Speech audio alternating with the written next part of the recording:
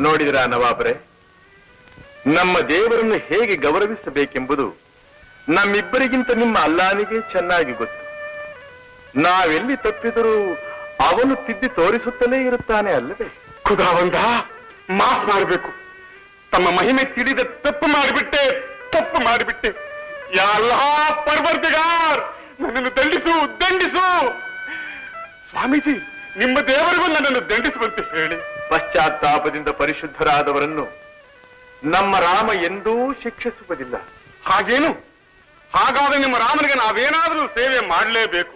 ನಮ್ಮ ರಾಮ ನಿಮ್ಮಿಂದ ಸೇವೆ ಬಯಸಿದರೆ ಶ್ರೀರಾಮಚಂದ್ರ.